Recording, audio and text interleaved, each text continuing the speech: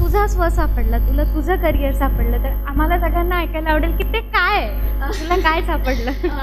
मी career नाही म्हणणार, careers म्हणेल, कारण हे एक नाही तर मला दोन सापडले. मेन म्हणजे मी लॉ करायचा विचार सुरू केला आणि दुसरी गोष्ट म्हणजे मी स्वतःचं यूट्यूब चॅनल सुरू केलं आणि जे बोलायचं कौशल्य असतं, म्हणजे आता इथे बसून मी बोलतीये, हे बोलणं सोपं नसतं. ज्यावेळेस तुम्ही इथे येऊन बोलाल त्यावेळेस तुम्हाला कळेल की हे असं बोलणं हे मी फाउंडेशनमधून शिकले. कारण आमचे जे तास होते ते असे टू साइडेड असायचे, म्हणजे फॅकल्टी फक्त बोलतोय आणि बाकीचं समोरचं झोपलंय का काय करतोय असं नसायचं.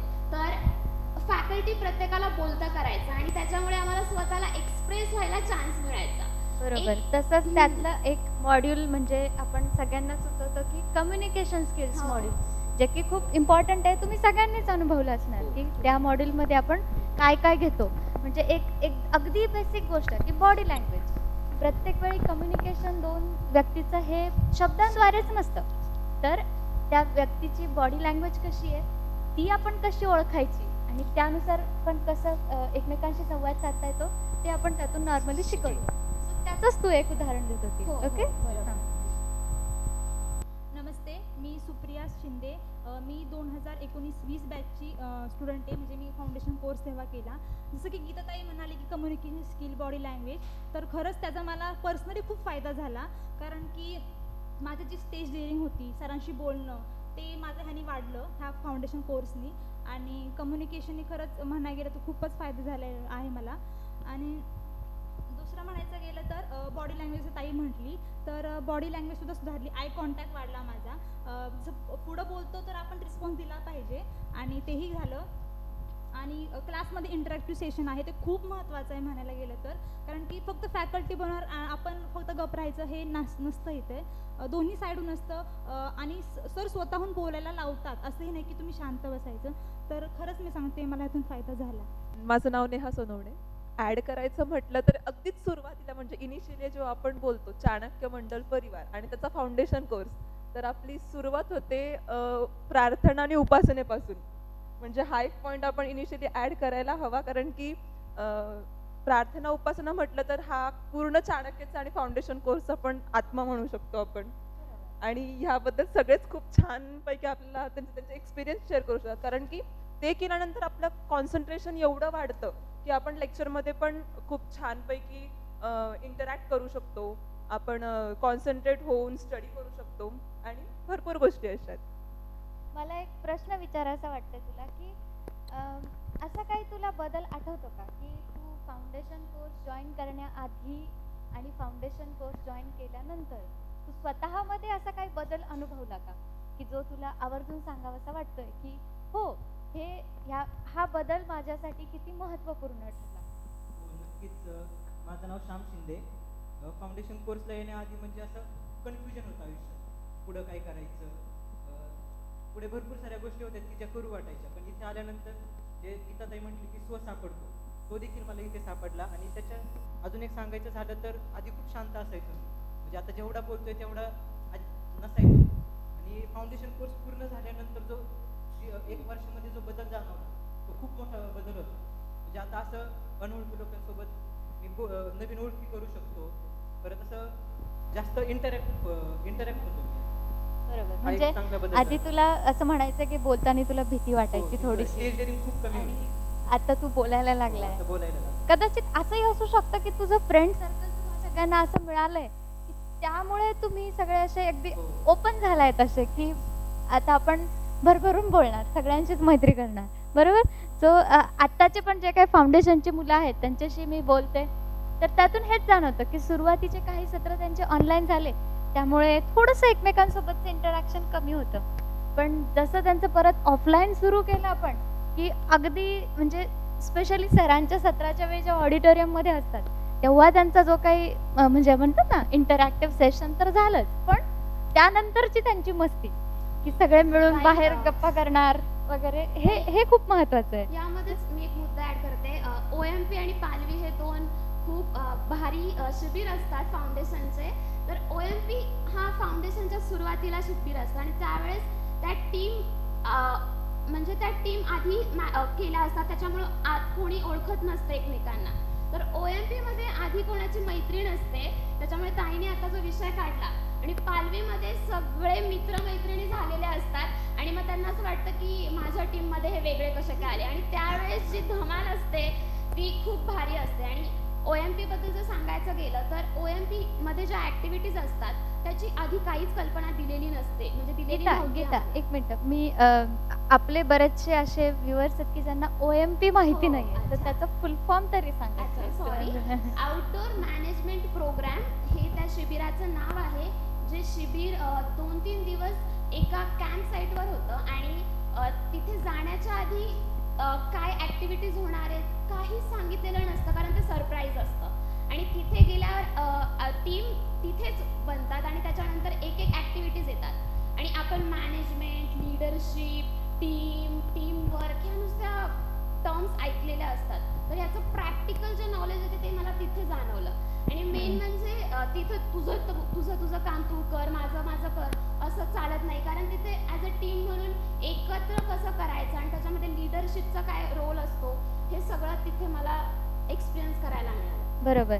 आता तिने OMPचं उदाहरण दिलं. मला तुला विचारायचं वाटतंय की OMP मध्ये म्हणजे त्याआधी तुम्ही जे मॉडेलमध्ये शिकला, म्हणजे मॅनेजमेंट स्किल नावाचं जे आपलं मॉड्यूल आहे, त्यामध्ये तुम्ही जे शिकलात ते तुम्ही तिथे जाऊन इम्प्लिमेंट केलं का? आणि केलं तर त्याचा तुम्ही म्हणजे कसं केलं, त्याचा काय फायदा झाला, हे सगळं जाणून घ्यायला आवडेल तुझ्याकडून. नमस्कार, मी विश्वजित अवघडे. मी चाणक्यचा फाउंडेशन 2019-20चा केलेला आहे. तर ताई, तू जसं विचारलंस की आम्हाला जसं मॅनेजमेंट स्किल किंवा लिडरशिपच्या ज्या स्किल्स आहेत ते OMP मध्ये तुम्ही कशा यूज केल्या, तर ते टीम आमच्या ज्या टीम पाडलेल्या असतात, म्हणजे त्याच्यासाठी एक लीडर निवडलेला असतो. पण तो लीडर जो आहे आम्हाला फक्त हे करायला असतो, लीड करण्यासाठी. पण जे दुसरे आहेत ते असं नाही की त्यांचं काहीच हेतू, म्हणजे त्यांना कोणतेच अधिकार नसतात किंवा आम्ही लीडरला पण सांगायचो की असं हे थोडं बहुत त्याला सांगू सांगायचो असं. म्हणजे तू त्या मॉड्यूलमध्ये जे शिकलात हां, मग तेच ना लीडर दादाने exactly. सांगितलेलं की जी टीम आहे ती एकत्र मिळून काम करते, असा गट नाही येतो कोणता पण, म्हणजे फक्त एकच जण तुम्हाला फॉलो करा, हे फॉलो करा असं नाही. तुम्ही असं जो लीडर आहे त्याला पण तुम्ही सांगू शकता, म्हणजे तुम्ही पण लीडरशिप हे करू शकता. बरोबर. तुला विचारायचं वाटेल की आपले जेवढे काही मॉड्यूल झाले, even you can add another points in that also, पण जे आपले मॉड्यूल झाले त्यातलं तुझं आवडीचं मॉड्यूल कोणतं? थोडा इंटरेस्टिंग क्वेश्चन आहे की तुझं आवडीचं मॉड्यूल कोणतं? माझ्या आवडीचं मॉड्यूल म्हणजे पंकज दादांनी घेतलं होतं ते, आणि रायटिंग स्किल्सवरती घेतलं होतं. तर त्यामध्ये आम्हाला समरी रायटिंग किंवा डायलॉग रायटिंग, परत भाषण कसं द्यायचं, स्पीच रायटिंग हे आम्हाला शिकवण्यात आलं होतं. आणि तेव्हा मी अशी क्लासमध्ये फार इंटरॅक्टिव्ह असायचे, तर त्यावेळेस मला माझ्या चुका देखील कळल्या. मी स्वतः बोलायचे, पण त्यामुळे मला माझ्या चुका देखील, म्हणजे आधी आपण जे करायचो आपल्याला वाटतं की आपणच खूप छान असतो, पण तसं नसतं. आपण स्वतः जरा ओपन व्हायचं असतं आणि आपले जे ड्रॉबॅक्स असतात आपल्या रायटिंग स्किल्समध्ये किंवा ओव्हरऑल कशामध्ये पण आपल्यामध्ये स्वतःमध्ये ज्या हे असतात, प्रॉब्लेम्स असतात, ते आपण स्वतः ओळखून त्यांना नीट करायचा प्रयत्न करायचा असतो, त्यांना परफेक्ट करायचा प्रयत्न करायचा असतो. म्हणजे तुला म्हणायचं तुझं आवडीचं मॉड्यूल हे रायटिंग स्किल्स हो. होतं. तुला काही ऍड करायचं? तुझं आवडीचं मॉड्यूल कोणतं होतं? माझं मॅनेजमेंट स्किल्सवर होतं. अच्छा, आणि तुला ते का आवडलं? त्याच्यामध्ये भरपूर म्हणजे छोट्या टाईम मॅनेजमेंटपासून आपल्या डेली प्लॅनिंग झालं, परत अभ्यासाचं प्लॅनिंग झालं, या सगळ्या गोष्टी झाल्या. आणि याचा जास्तीत जास्त फायदा मला गणपती कामामध्ये आणि OMP मध्ये खूप झाला. OMP मध्ये ज्या वेगवेगळ्या टीम्स होत्या, त्या टीम्स कशा प्रकारे मॅनेज करायच्या होत्या, याचा देखील तिथं खूप भारी अनुभव आले. अच्छा, आणि गणपती कामाचा तू आता उल्लेख केला म्हणून विचारायचं वाटलं की त्या मॅनेजमेंट स्किल्स मॉड्यूलचा तू गणपती कामात कसा उपयोग केला? म्हणजे एक्झॅक्टली काय, एखादा किस्सा सांगितला तरी आम्हाला ऐकायला आवडेल. टाईम मॅनेजमेंटचं सांगतो मी की आपल्या चाणक्यमध्ये एक गोष्ट आहे की लेक्चर जरी 6ला असलं तरी 5:55ला सगळे इथं उपस्थित पाहिजे. तर ही एक पूर्ण फाउंडेशनमध्ये सवय अंगी होऊन जाते की म्हणजे जरी 6ला लेक्चर असलं तरी नाही, आम्ही 15 मिनिटं तरी आधीच असायचो. आणि गणपती कामामध्ये पण सेम झालं की म्हणजे गणपती 1-2 तास आम्ही लवकर येऊन बसलो होतो. म्हणजे मग ते नवीन ओळखी असतील, मित्र तयार झाले होते, तर मग ते ग्रुपमध्ये बोलणं, एक्साइटमेंट होतं की पुढं काय करायचं आपल्याला. सांगितलं होतं की रात्रभर तुम्हाला रोडवर थांबायचं आहे, गर्दी मॅनेज करायची, पोलिसांबरोबर थांबायचे, मदत करायची. तर मग ते इमॅजिन करता करताच खूप मज्जा धमाल येत होती आणि मेन अनुभव घेतल्यानंतर पण भारीच वाटले.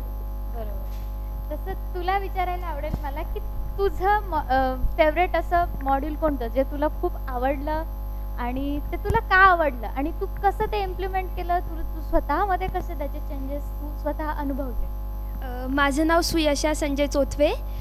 मी 11th होते जेव्हा मी फाउंडेशन जॉईन केलेलं 2019ची बॅच. आणि म्हणजे मॉड्यूलचा विषय नाही, पण मला ना ओव्हरऑल चाणक्यच हे खूप आवडलेलं. तिथले म्हणजे आमचे जे कोऑर्डिनेटर्स पण सगळे खूपच भारी होते आणि थोडा आमचा कोऑर्डिनेटर कंजूस होता, पण बाकीचं सगळं भारी होतं. आणि आमचे जे दादा यायचे आम्हाला शिकवायला, जसं केतन दादा, पंकज दादा, नंतर कमलेश दादा, सिद्धार्थ दादा, सगळ्यांचे लेक्चर्स मी इतके एन्जॉय करायचे. नंतर ओमकार दादाचं पण खूप छान छान लेक्चर्स व्हायचे अजून. आणि माझं चाणक्य म्हणजे ना हे दुसरं घरच झालं होतं. मी कॉलेजला नव्हते जात, पण चाणक्य देत होते. म्हणजे असं जर का मी इलेक्शनला उभे राहिले असते ना, तर चाणक्य माझा बालेकिल्लाच होता. म्हणजे मी जर का 100पैकी 100 माझ्या वोट पडले असते चाणक्यमधनं. खूपच म्हणजे भारी. आणि तुम्ही ना असं ट्राय करा की जास्त फ्रेंड्स बनवा, कारण की खूप चांगले लोक आहे चाणक्यमधले आणि मला आवडतंच बस. ती जे बोलले की चाणक्य दुसरं घर झालं होतं, हे म्हणजे आम्ही इथं बसलेले सगळे रिलेट करू शकतो. कारण की म्हणजे अक्षरशः लेक्चर असू नसू आम्ही सतत चाणक्यमध्ये, कारण ते परिवार आहे ना, आपण सगळे परिवाराचा भागच आहोत. सकाळी म्हणजे 7ला यायचो, त्यातच चाणक्यमध्ये लायब्ररी असायची आणि सगळे ग्रुप स्टडी व्हायचा आमचा. सकाळपासून संध्याकाळपर्यंत आम्ही सगळे एकत्र होतो आणि खरंच खूप म्हणजे खूप मज्जा आली. सांगताही येणार नाही इतकी मज्जा येते. ते तुमच्या सगळ्यांच्या चेहऱ्यावरून हसण्यावरून तर कळतच आहे की तुम्ही लोकांनी फाउंडेशन कोर्समध्ये काय मज्जा केली. आणि मुळात फाउंडेशन कोर्स आहेच तो की तुम्ही इथे येऊन फक्त यायचं, 2 तास शिकायचं, घरी चाललं जायचं असं नाहीये बिलकुल. तुम्ही काय करायचंय तर सर म्हणतात तसं एन्जॉय करायचंय. बरोबर.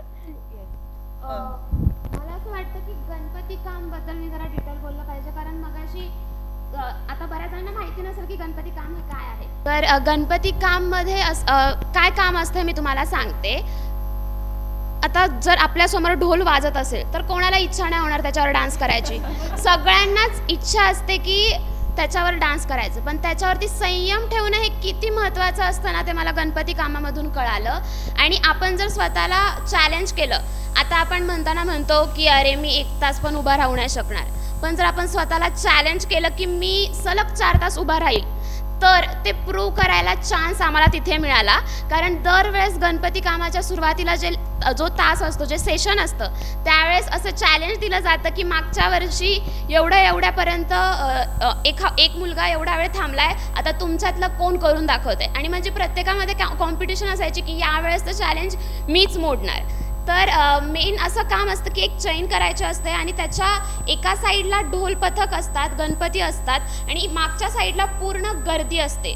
तर त्या गर्दीचं मॅनेजमेंट करायचं महत्त्वाचं काम आम्हाला सगळ्यांना करायचं असतं. तर त्याच्यामध्ये इतकी मजा यायची आणि वेगवेगळे अनुभव मिळायचे.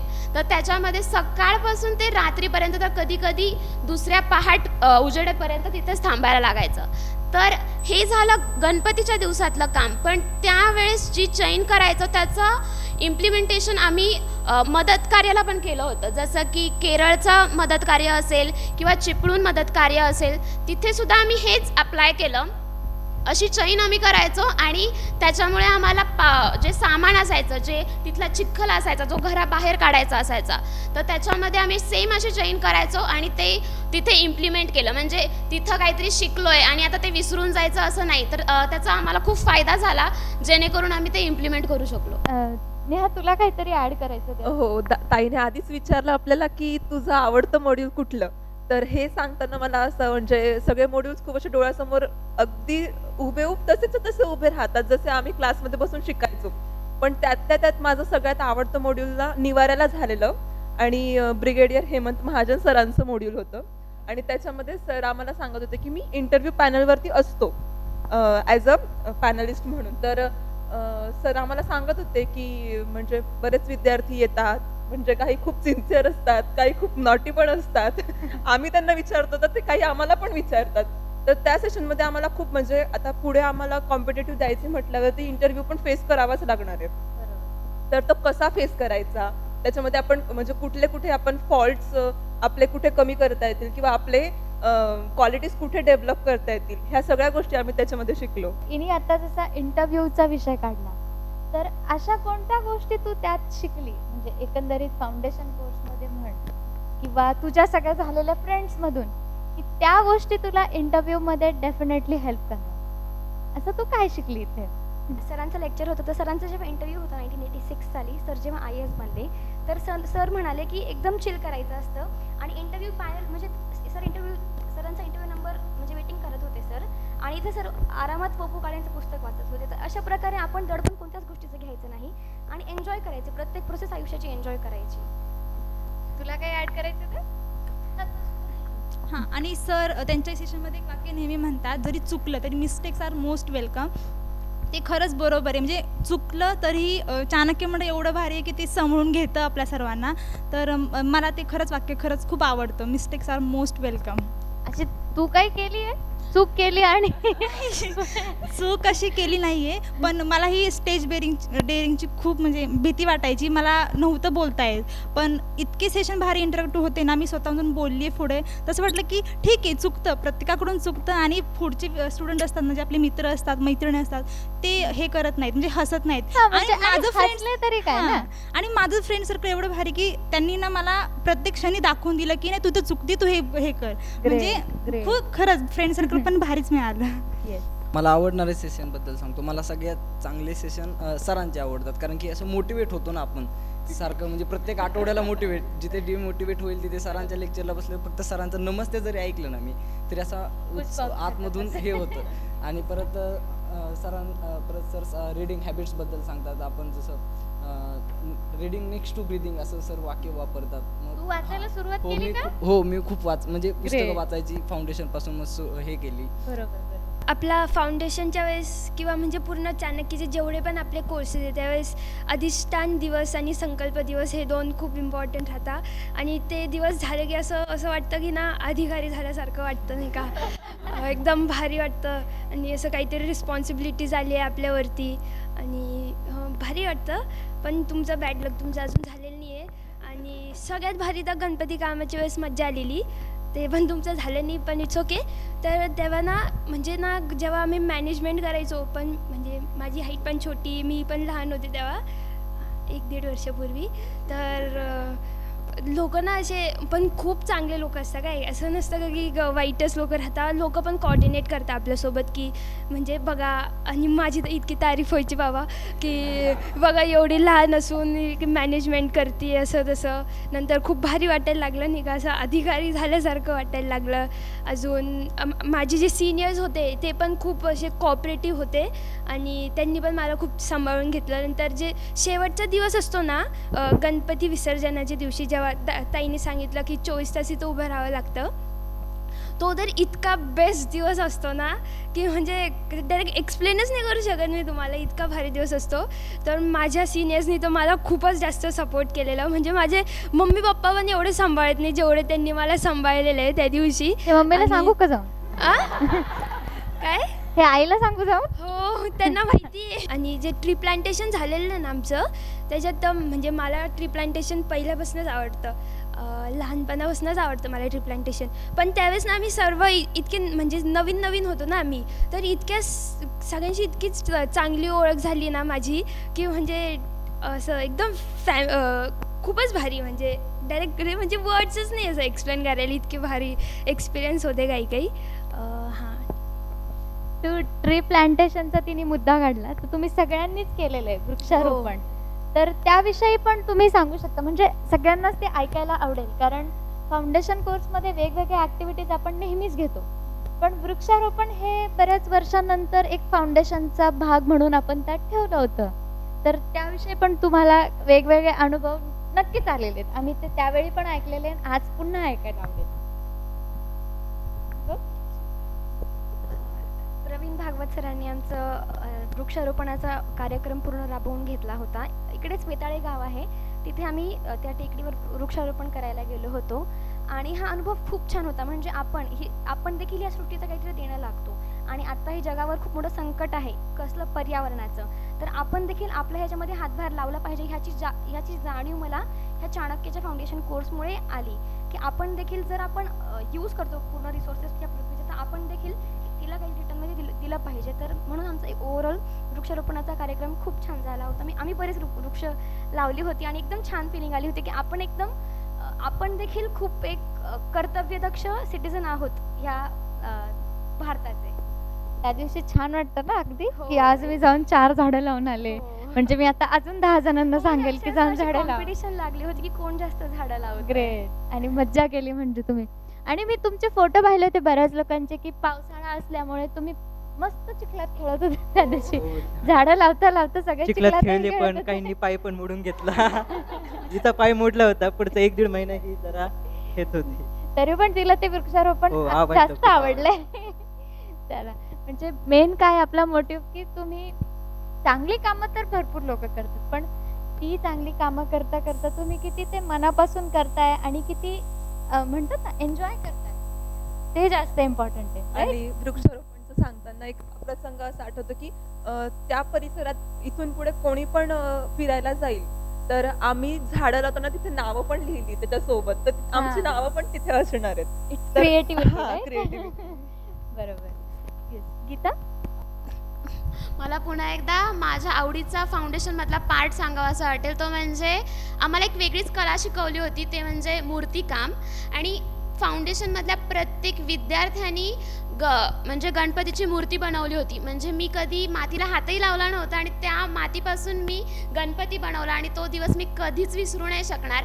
अजूनसुद्धा आमच्याकडे ती गणपतीची मूर्ती आहे आणि त्याला आम्ही कलर करून मस्त छान डेकोरेट केली आहे. तर माझा सांगायचा मुद्दा हा होता की आम्हाला कळत न कळत अशा वेगळ्या वेगळ्या बेसिक स्किल्स शिकवल्या गेल्या होत्या. फक्त मूर्तिकाम नाही तर कराटे आणि ॲरोबिक्ससुद्धा आम्हाला शिकवलं होतं त्यावेळेस.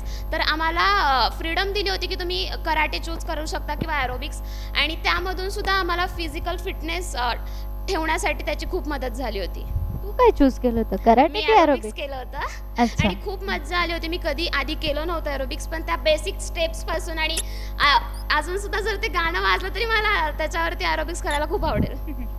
जसं ती ताई म्हटली की मूर्तिकामाच्या वेळेस तर माझी तर इतकी तारीफ झाली होती तेव्हा, कारण मी इतकी छान मूर्त बनवली होती ना. आणि आमच्या खरंच बनवली होती का? आ? खरंच खरंच छान होती? बनवली होती. आहे म्हणजे तो आमचा एक सिनियर दादा होता इथं चाणक्यमधला, त्या दादानी अक्षरशः ती घरी घेऊन ती बसवली होती तिथं. नंतर तिची पूजा होती, खूप सारं छान छान. मी पण आरती केलेली त्या मूर्तीची. आणि त्याआधी तू कधी बनवली होती का गणपती? नाही, फर्स्ट टाइम होतं ते. फर्स्ट टाइम हो. बनवली आणि तरी इतकी छान जमली तुला. हो. ग्रेट. क्रिएटिव्ह आहेस तू. म्हणजे आमचा क्लास सुरू झाल्यानंतर सुरुवातीचीच म्हणजे पहिली ऍक्टिव्हिटी म्हणजे आमची गणपती काम होतं आणि त्याच्या आधीच गणपती बसायच्या आधी गणपती डेकोरेशनचं काम होतं. म्हणजे आपल्या दोन्ही वास्तूमध्ये गणपतीची ऑलरेडी मूर्ती आहे तर त्या जागेचं डेकोरेशन करायचं हे काम फाउंडेशनकडे असतं. तर मग आम्ही ग्रुप्स केलेले, परत वेगवेगळे जे टीम मॅनेजमेंट म्हणतो ना ते इथूनच सुरू झालेलं.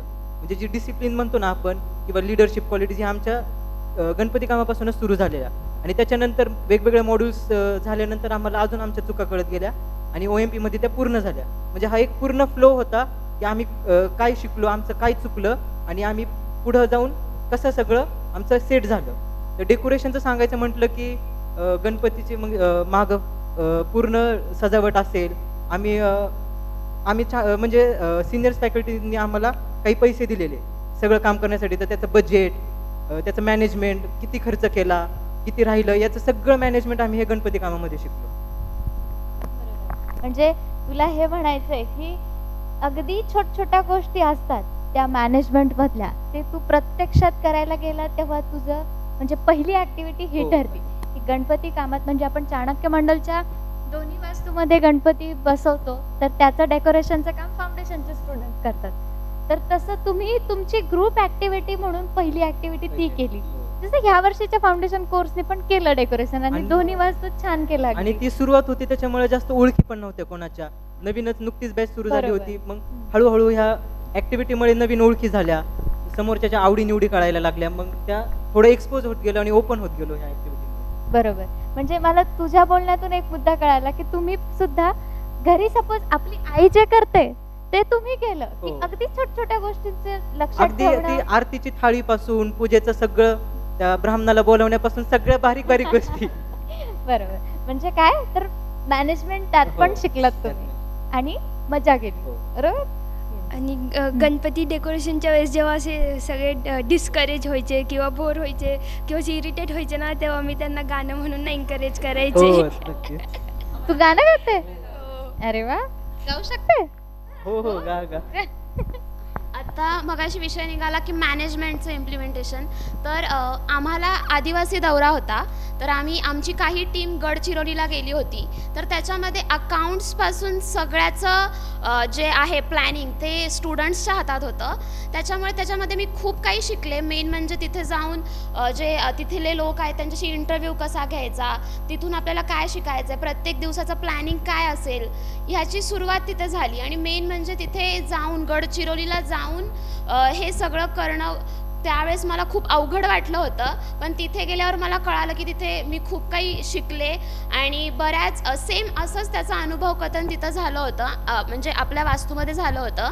आणि जसं आता सगळे सांगत होते की स्टेज डेअरिंग वाढली, तर ह्या अशा छोट्या छोट्या अनुभव कथनामधून मला स्टेजवर जाऊन बोलायची सवय लागली आणि ती वाढत गेली आणि ती नंतर आवडच झाली असं मला वाटतं. आता गप्पा रंगलाच आहे छान. तर मला आणखी एक विचार असं वाटतंय तुम्हा सगळ्यांनीच आपलं सांगा की आपलं सगळ्यात पहिलं जे मॉड्यूल होतं ते म्हणजे नो युअर सेल्फ. ओके, स्वची ओळख. आणि सरांच्या अगदी पहिल्या सत्रात सर तुम्हाला याची ओळख करून देतात की फाउंडेशन कोर्सला आला आहात तर काय तर स्वतःला ओळखा. हे आपलं सगळ्यात पहिलं काम आहे. म्हणजे आता मी त्याविषयी जास्त नाही बोलणार, तुम्ही लोकांनी खरं तर ते बोलण्याचं काम आहे. फक्त मला त्याविषयी मलाही आणि समोर बसलेल्याही सगळ्यांनाच हे जाणून घ्यायची इच्छा राहील की त्या मॉड्यूलमध्ये पर्टिक्युलरली तुम्ही काय शिकलात.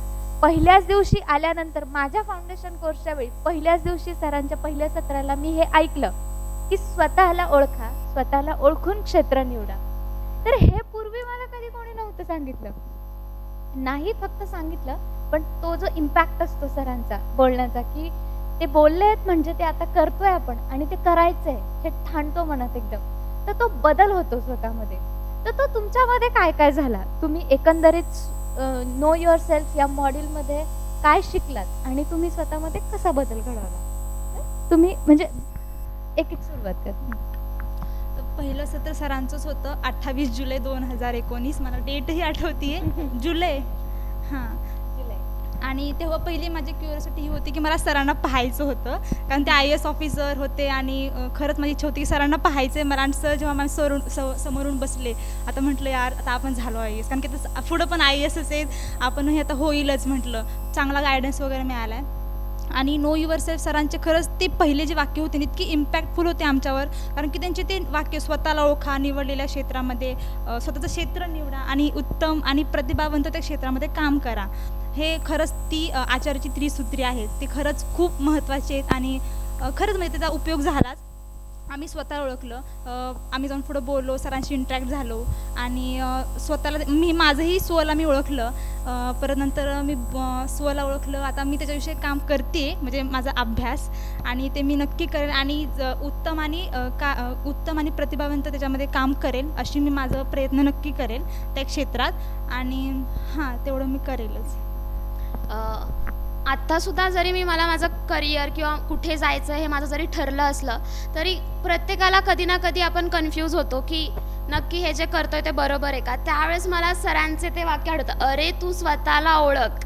आणि मेन म्हणजे जे काही करतोय, आता ठीक आहे तुम्ही हे वाट ठरवली आहे तर त्याच्यामध्ये उत्तमता आणि प्रतिभा झालीच पाहिजे, नाहीतर ते करून उपयोगच नाही आहे. हे जे सरांचे ज्या 3 जे आहेत ते मला खूप पटले आहेत. आणि मेन म्हणजे एवढंच नाही तर सर असं कधीच सांगत नाही की तुम्ही सिव्हिल एक्झामच द्या किंवा तुम्ही ठराविकच गोष्टी करा. सर म्हणतात तुम्ही स्वतःला एवढं फ्रीडम द्या आणि स्वतःला तेवढं फ्रीडम देऊन ओपन ठेवा आणि त्याच्यावर तुम्हाला स्वतःचा स्व सापडेल. आणि मला ते खूप पटलं की आपण स्वतःला फ्रीडम दिली पाहिजे, आपण स्वतःला साच्यामध्ये नाही बांधून ठेवलं पाहिजे. त्याच्यामुळे मला सरांच्या त्या सेशनमधून ते शिकायला मिळालं की स्वतःला थोडं फ्रीडम दिली पाहिजे आणि मग त्याच्यातून आपल्याला स्वतःचा स्व सापडेल. आपण अधिकारी हा शब्द लहानपणापासून म्हणा ऐकलेला असतो, पण कार्यकर्ता अधिकारी हा आपण इथं येऊन ऐकतो, इथं येऊन शिकतो आणि तो काय असतो याचं पूर्ण म्हणजे काय म्हणतात त्याला एक स्केड्यूल ते पूर्ण आपण इकडे स्वतःत रुजवण्याचा प्रयत्न करतो. आणि फाउंडेशन कोर्स म्हणजे आपण पर्सनॅलिटी डेव्हलपमेंट करतोच, पण मग अधिकारी झाल्यानंतर आपण कसं इम्प्लिमेंट करू शकतो त्याला हे पण आपण फाउंडेशन मधून शिकतो. कार्यकर्ता अधिकारीवरून मला आठवलं की सर नेहमी सांगतात की एका कार्यक्षम अधिकाऱ्यामध्ये 2 गुण असले पाहिजे, ते म्हणजे स्वच्छ आणि कार्यक्षमता. म्हणजे तो अधिकारी एक स्वच्छ असला पाहिजे, म्हणजे त्यांनी काही आपण ऐकतो त्यांनी इमोरल प्रॅक्टिसेस नाही केल्या पाहिजे. आणि कार्यक्षम म्हणजे त्याच्यात कॅपॅसिटी किंवा त्याच्यात एक्सेलन्स, क्रिएटिव्हिटी ह्या देखील असल्या पाहिजे. तरच एक व्यक्ती ह्या 2 गोष्टींचा जर मेळ घालू शकेल तर तोच व्यक्ती उत्तम कार्यकर्ता अधिकारी बनू शकतो. ते बरोबर आहे. पण मला यातून हे अजून जाणून घ्यायला आवडेल तुमच्याकडून की स्पेसिफिकली त्यात आपण 2 सत्र ठेवली होती की जोहारी विंडो आणि स्वट. तर ते तुम्हाला कसं हेल्पफुल ठरलं? कारण ते बघायला गेलं तर इट्स इंटरेस्टिंग की एक अगदी नवीनच काय म्हणतो आपण एका दुनियेत चालला जातो ते सत्र स्पेशली अटेंड करताना की स्वतःविषयी आपण ह्या गोष्टींचा आधी कधी विचार केलेला नसतो. तर ते तुम्हा लोकांना कसं फायदेशीर ठरलं हे मला जाणून घ्यायचं. स्वॉट ॲनालिसिस आमचं पहिलंच लेक्चर होतं. तर स्ट्रेंथ, विकनेस, ऑपॉर्च्युनिटीज, थ्रेट्स ह्या 4 गोष्टी म्हणजे आपण कधी विचार करतच नाही, आपण ह्या ग्रँटेड घेतो लाईफमध्ये. बरोबर. आणि एखाद्याने तुम्हाला अचानक विचारलं की तुझ्या स्ट्रेंथ सांग, नाही सांगू शकत आपण, असं डायरेक्ट नाही सांगू शकत. त्याच्यासाठी स्वतःच म्हणजे आधी शांतपणे विचार करावा लागतो. पहिल्या सत्रामध्ये पण माझ्या बाबतीत तरी अशी गडबड झालेली की मी नाही साधे 1-2 स्ट्रेंथ्स किंवा विकनेस हे सांगू शकतो. पण नीट दादा म्हटलं की घरी जा, नीट विचार कर, शांतपणे बस, वही पेन घे, जे येते ते उतरून काढ. मग हे स्वतःचं हे केल्यानंतर मग काही गोष्टी समोर आल्या, मग त्याच्यावर काम केलं. आणि माझी एक विकनेस अशी होती की मी कधी बाहेर पडलेलो नव्हतो, मी एकटा तरी पडलेलो नव्हतो. तर ऑगस्टमध्ये कोल्हापूरला पूर आला होता, तर त्यावेळेस तिकडं जाण्यासाठी हे आलं होतं. तर त्याच्यासाठी मी गेलेलो. फाउंडेशनचे आम्ही 6 मुलं होतो. घरचे काही पाठवत नव्हते, तरी पण घरच्यांना समजून सांगितलं की मला जायचंच आहे. इथं एक स्ट्रेंथ म्हणून मी त्याचा फायदा करून त्या कोल्हापूर दौऱ्याला गेलेलो. आणि आपल्या प्रार्थनेमध्ये ते वाक्य आहे की जरी एक अश्रू पुसायस आला तरी जन्म काहीसं कामास आला. ह्या ओळीचा अर्थ जो कोल्हापूर दौऱ्यामध्ये सगळा अनुभवला याचा हा सारांश ह्या एका ओळीमध्ये पूर्णपणे सामावून जातो. तुला ऍड करायचं होतं त्यात काही? ओके. अच्छा बोल. आणि आपली प्रार्थना इतकी पॉवरफुल आहे ना, म्हणजे असं मी नाही म्हणत की चाणक्यची प्रार्थना आहे म्हणून बघा, पण जे आपण स्वतः जर का त्याचं ॲनालिसिस केलं ना तर ते शब्द इतके असे पॉवरफुल आहे ना की खरंच आपण एन्करेज होतो त्या प्रार्थनेनी. आणि मी तर खूपच एन्करेज होते त्यांनी. आणि मला त्याचा सूर नंतर त्याची ट्यून सगळं इतकं आवडतं ना, भारी. मला आपल्या प्रार्थनेमधले 2 कडवे आवडतात. अहंता गळावी अभंग असं म्हणता, तपस्येत तल्लीन आतून होता. म्हणजे ते खरंच खूप त्या जरी एका श्रुपुसायास आला हे पण ते म्हणजे होतं, पण अहंता गळावी म्हणजे असं अभंग म्हणजे चांगलं सगळ्यांशी बोलून चालून राहिल्यानंतर मग आपण आपले जे कार्यक्षम अधिकारी होतो म्हणजे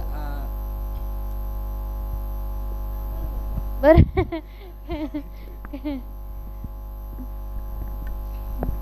मला फाउंडेशनचे आमचे जे ट्रेक्स झाले होते त्याच्याबद्दल बोलायला आवडेल. तर आमचे 2 ट्रेक्स झाले होते. पहिलं होतं लोहगड आणि नंतर होतं रायगड.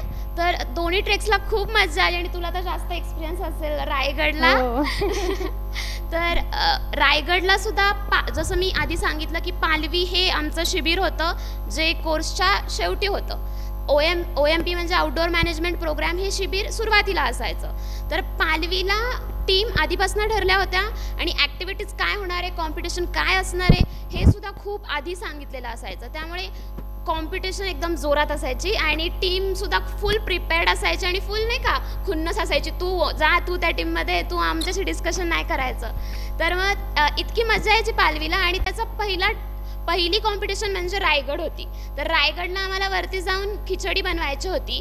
तर आता ते सगळं सामान मग त्याच्यामध्ये काय काय लागेल आणि त्याच्यामध्ये तुम्ही कसं डोकं चालवून सामान कमी करू शकता हे आम्हाला तिथे कळालं. म्हणजे आता तिथे अशा बऱ्याच गोष्टी अवेलेबल होत्या, जसं की आता काही जणांनी त्यांना म्हणजे काही जणांना कल्पना नव्हती, तर त्यांनी ते जे इलेक्ट्रिक स्टोव्ह वगैरे असतात ते आमच्या म्हणजे दुसऱ्या टीममधल्यांनी ते आणले होते. तर म्हणजे थोडं मॅनेजमेंट काय काय असतं आणि कमी वेळात आता तेवढं राहिलं नाही आहे की मुलीच फक्त बनवणार पाककला, मुलांना येत नाही. आता आपण याच्या पुढे गेलेलो आहोत असं मला वाटतं. तर तिथे अख्ख्या टीमने एकत्र येऊन मॅनेजमेंट करून खिचडी कशी बनवायची हे आम्ही तिथे शिकलो. ते कॉम्पिटिशनचा भाग होता. आणि त्याच्यानंतर लोहगडला सुद्धा खूप मजा आलेली. तर सुरुवातीपासूनच तो ट्रेक कसा झाला, त्याच्यानंतर वरती लोहगडला जास्त ओळखीचे नव्हते, तर मग तिथे जाऊन पुढे किल्ला म्हणजे गड कसे होतात, जे मोस्टली नॉन पुणेकर होते त्यांना ते बघायला खूप शिकायला मिळालं. आणि अशा ट्रेक्समध्ये फिजिकल फिटनेससुद्धा आम्हाला चेक करायला आला आणि खूप मजा आलेली. बरोबर. खरं तर ट्रेकिंगच्या म्हणजे मागचा दृष्टिकोन हा एक खूप महत्त्वाचा आहे की तुम्हाला तुमचं फिजिकल फिटनेस चेक करण्याची एक चांगलीच संधी मिळते. कारण फाउंडेशनला आलेली सगळीच मुलं ट्रेकिंग करतात असं बिलकुल नाही आहे.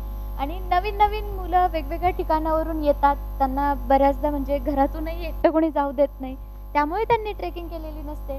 तर ही एक तुम्हाला अपॉर्च्युनिटी मिळते की तुम्ही स्वतःला किती पुश करताय. माहिती आहे की ॲट एनी कॉस्ट तुम्हाला वरती गडावर जायचंच आहे, पण ते तुम्ही कसं जाताय. अगदी म्हणजे धापा टाकत जातं कुणीतरी पार झोपत जातं. लोहगडच्या ट्रेकमध्ये लिटरली रोडवर मुलं झोपतात. म्हणजे ते पण तरी स्वतःला ते पुश करणं हे त्या ट्रेकिंगमध्ये खूप छान असं ते शिकायला मिळतं. एक तो इंटरेस्टिंग आहे असं. आता त्यावरून मला आठवलं म्हणून मला तुला विचारावंसं वाटतं नेहा की फाउंडेशन कोर्स मधला असा एखादा काहीतरी इन्सिडेंट आठवतो का तुला, तू अगदी फनी म्हण किंवा कधीही न विसरता येणारा असा एखादा काही असा किस्सा असेल तर आम्हाला आवडेल. हो, मला आठवतोय, एक किस्सा आठवतोय. आम्ही वृक्षारोपणाला गेलेलो होतो आणि झालं काय, तिथल्या ग्रामस्थ तिकडचे 2-3 ते काय करत होते, त्यांना वरची दगड खाली आणून रचायची होती एका ठिकाणी. तर झालं असं की ते दोघं तिघच होते आणि आम्ही तर बसलेलो होतो. म्हटलं आपण करूया त्यांना मदत. तर आम्ही सगळ्यांनी वरती त्या डोंगरापासून अशी खाली छोटीशी टेकडी होती, तिथून अशी एक रांग केली आणि दगड मोठे मोठे होते, बरेच मोठे होते. तर एक पास करायचा तो खाली ठेवायचा, वरचा द्यायचा, हे सगळे रांगेने चाललं होतं. तर झालं असं की मी आणि माझी फ्रेंड आम्ही असं आजूबाजूलाच होतो. तर तो एक आमच्या शेजारीचा एक आमचा बॅचमेट होता. तो म्हणाला की अरे हा खूप मोठा दगड आहे, दोघांनी मिळून पकडा.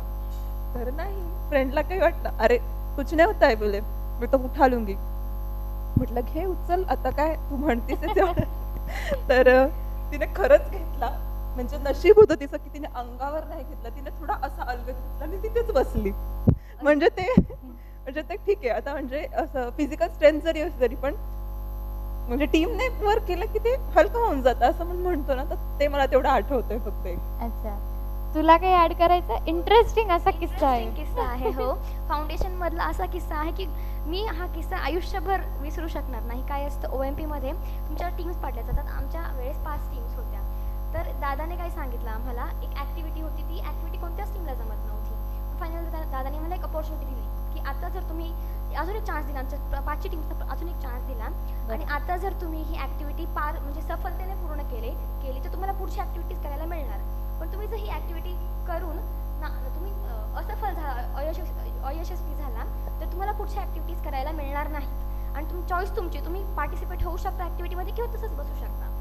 तर आम्हाला वाटलं की रिस्क कशाला घ्यायचं, आपण पार्टिसिपेटच नको व्हायलात.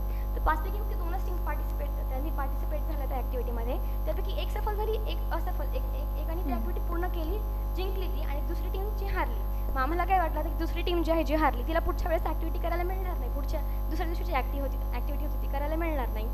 पण एक ट्विस्ट आला. काय ट्विस्ट आला? दादा म्हणला ह्या दोन्ही टीम्सला उद्या ॲक्टिव्हिटी करायला मिळणार, तुम्हाला करायला मिळणार नाही तुमच्या 3 टीम्सला. का? तर आम्ही ट्रायच केलं नाही. म्हणजे जी अपॉर्च्युनिटी होती, जी संधी आमच्या दरवाजा ठोठावत होती, पण आम्ही भीतीपोटी किंवा रिस्कपोटी आम्ही तो संधी ओळखली नाही आणि आम्ही घाबरून खालीच बसतो. तर हे मला आयुष्यभर लक्षात राहील की तुम्हाला अपॉर्च्युनिटी तुमच्या येत असतात, पण आपल्याला त्या ओळखता आल्या पाहिजेत आणि आपण त्यानुसार वागलो पाहिजेत. आपण त्यांचा स्वीकार करून आपण बरोबर हे केलं आपण ना हे सगळे पुस्तकांमध्ये वाचतो वगैरे ऐकतो, तर त्यावेळी आपल्या सगळ्यांना खूप छान वाटतं. सगळ्यांना वाटतं की अपॉर्च्युनिटी म्हणतात ना, संधीचं सोनं केलं पाहिजे. सगळ्यांनी हेच शिकलेलं असतं की आलेली संधी कधी सोडायची नाही, पण ते इम्प्लिमेंट फार कमी होतं. जसं की तुम्ही तुमच्या फाउंडेशन कोर्सच्या आधी हे ऐकलंच असणार नक्की, पण ते इम्प्लिमेंट केलं का? कारण इम्प्लिमेंट करण्याची वेळ येते त्यावेळी ते आपल्या गावीच नसतं. तर ते जेव्हा आपण स्वतः अनुभवतो तेव्हा ते आपण आयुष्यभरासाठी तो एक धडा शिकलेला असतो. हे तू अगदी छान पॉइंट मांडलाय की खरंच हा तुझ्यासाठी आयुष्यात कधीही न विसरणारा एक प्रसंग झालाय. बरोबर. नंतर आम्हाला ती ऍक्टिव्हिटी करून दिली, पण थोडं आम्हाला 2-3 तास वेटिंग करावं लागलं आणि ते 2-3 तास माझ्या आयुष्याचे खूप महत्त्वाचे होते की मी चिंतन केलं की काय केलं मी, म्हणजे किती मोठी चुकी केली. बरोबर. आणि याची जाणीव होणं हेच एक म्हणतात ना, यशाकडे जाण्याची पहिलं पाऊल येते की तुला त्याची जाणीव झाली.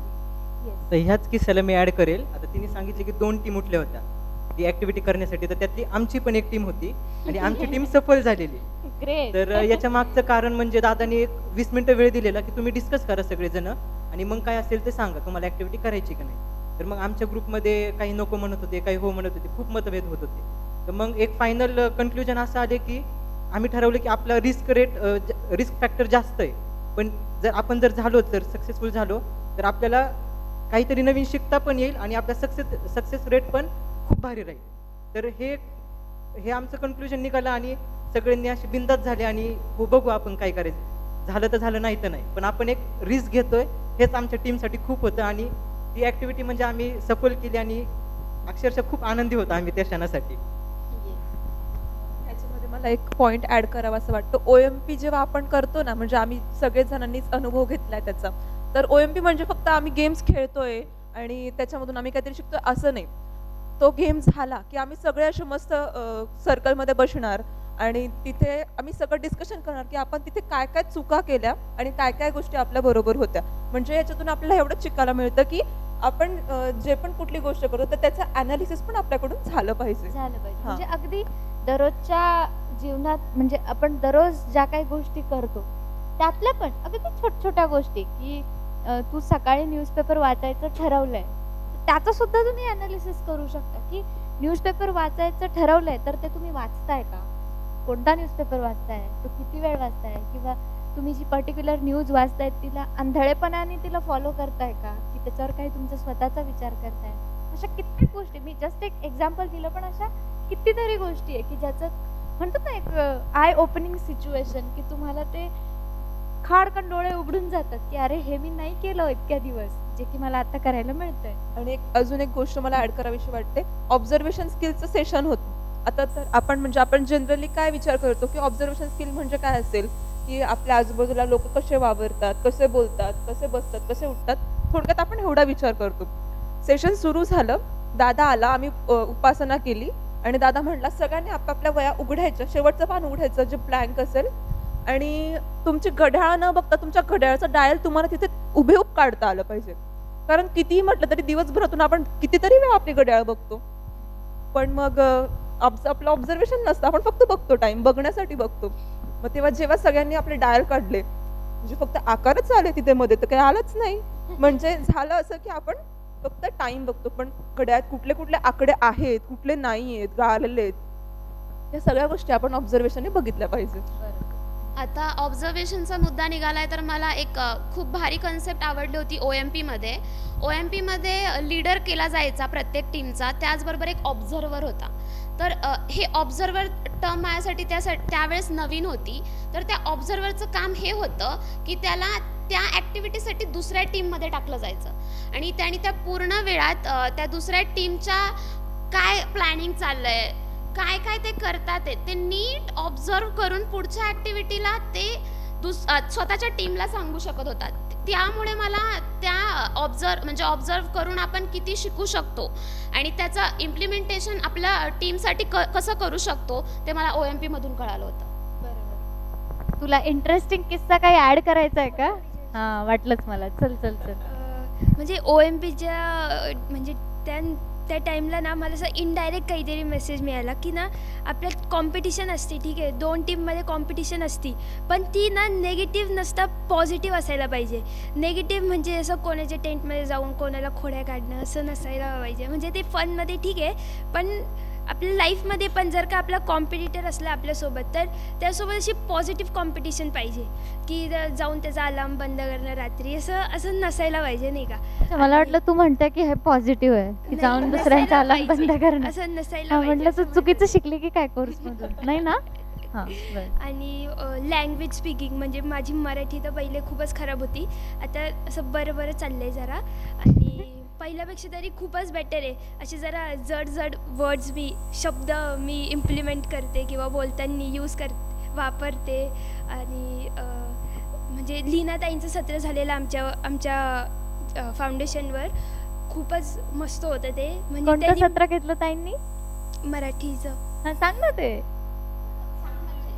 कोणतं सत्र घेतलं? हा, मराठी कशी बोलावं किंवा कसं इम्प्रूव्ह करणं याच्यावर लीनाताईंचं सत्र झालं होतं आमचं. त्यांनी मी इतकी एन्करेज झालेली. पहिले असं वाटायचं काय यार मराठी, मला इंग्लिश येते ना बस झालं, पण नंतर कळलं की मराठी म्हणजे नाही का आपल्याला आपली मदर टंग यायला पाहिजे. आणि त्याचं मला पहिले खूप असं भारी वाटायचं, नाही का मला इंग्लिश येते बाकी लँग्वेजची काय गरज आहे, पण तसं नसायला पाहिजे. आपली मदर टंग आपण ती मारतोय म्हणजे कसं वाटतं, नाही का, मारतोय मदर टंग आपली अशी न बोलून.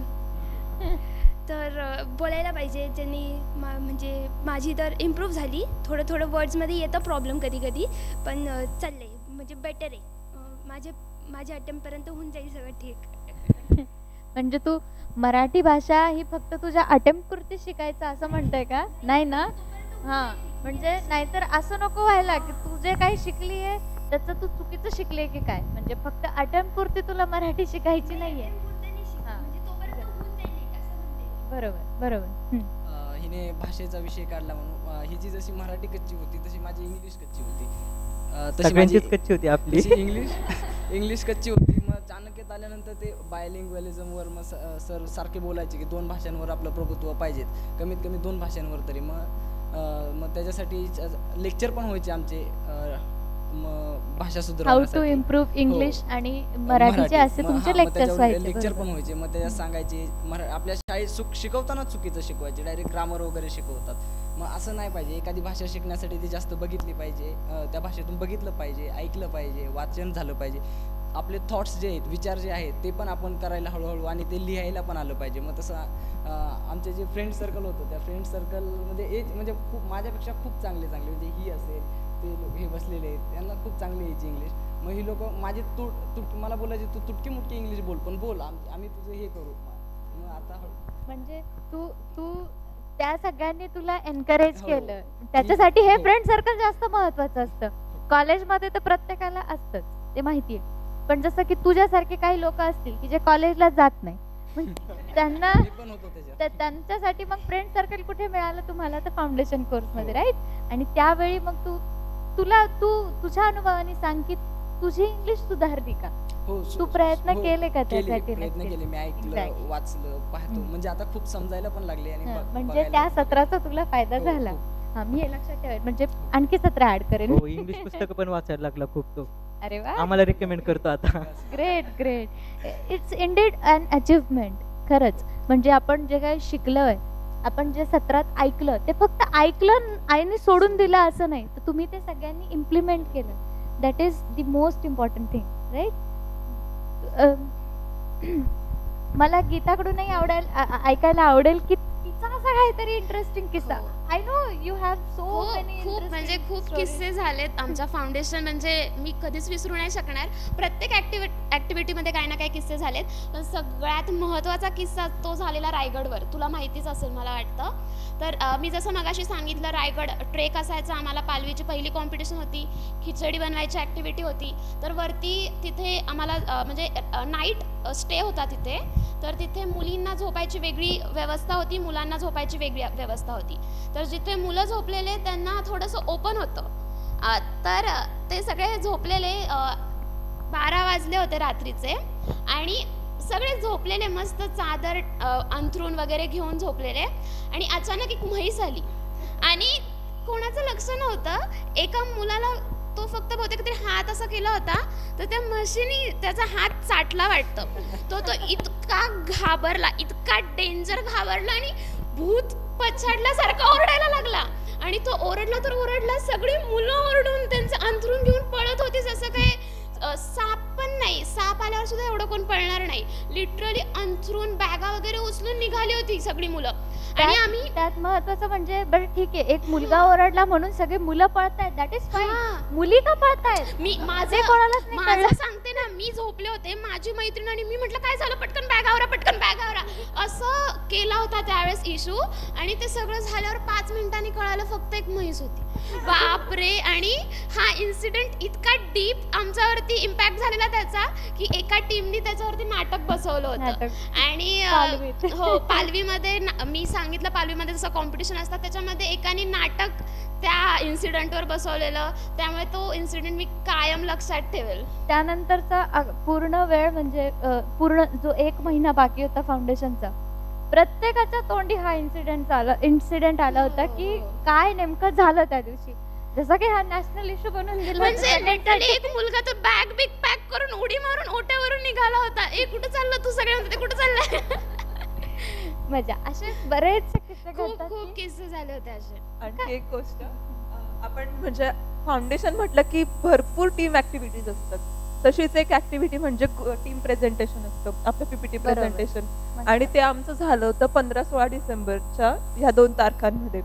आणि म्हणजे सुरुवातीला आम्हाला विषय दिले गेले होते, म्हणजे टीम लिडर्सला टीम्स पाडल्या होत्या, टीम लिडर्सला चिट उचलून विषय आपल्याला निवडायचा होता. आम्ही सगळ्यांनी केला होता हा.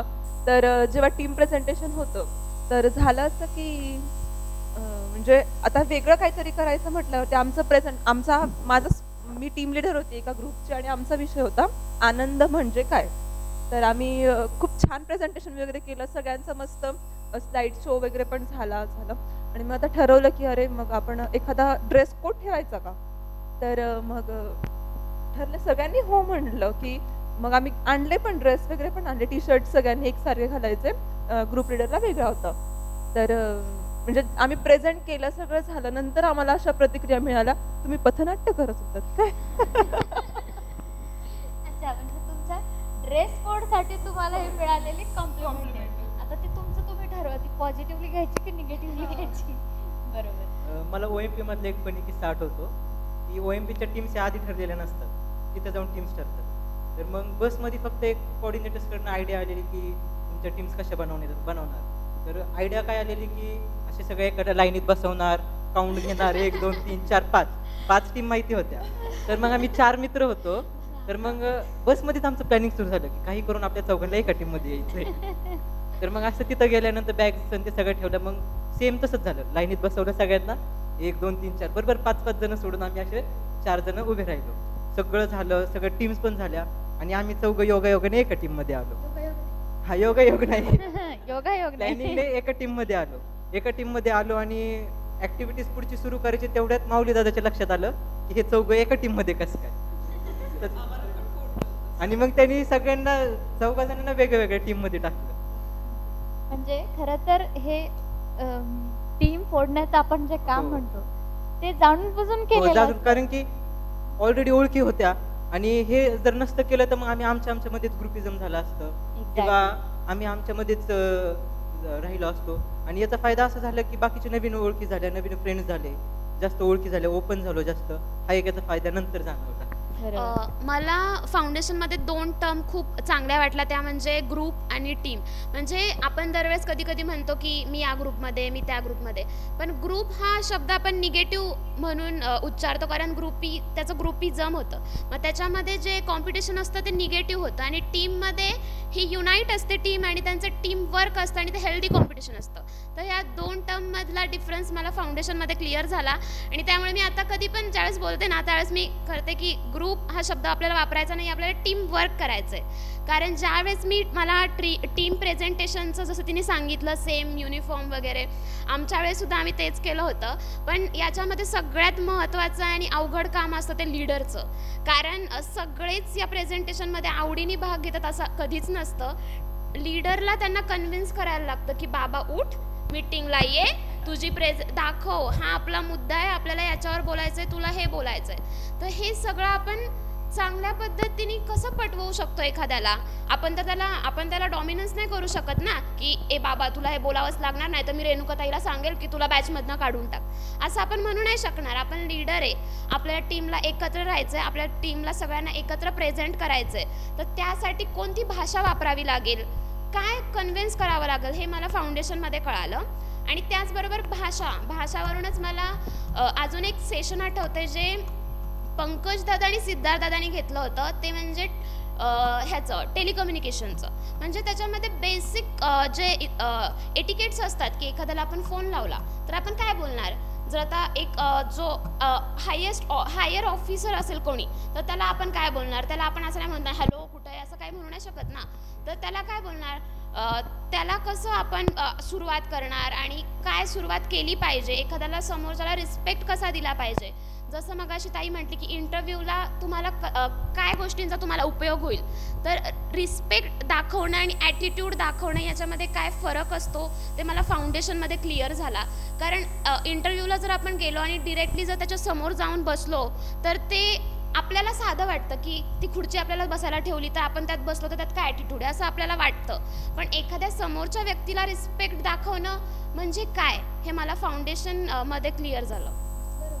आणि आता एक मुद्दा सांगते पण तू कंटिन्यू कर की हे कसं आहे ना की ह्या अगदी छोट्या स्किल्स असतात की ज्या आपण एका रात्रीतून कधीच बदलू शकत नाही, ज्यासाठी खूप वेळ लागतो. म्हणजे काय तर आपल्याला फक्त त्या आपल्या हावभावामध्ये आपल्या म्हणजे हालचालींमधून ते फक्त बाहेर येऊ द्यायचं नसतं, तर ते सायकोलॉजिकली सुद्धा आपल्या माइंडमध्ये एक फिट झालं पाहिजे.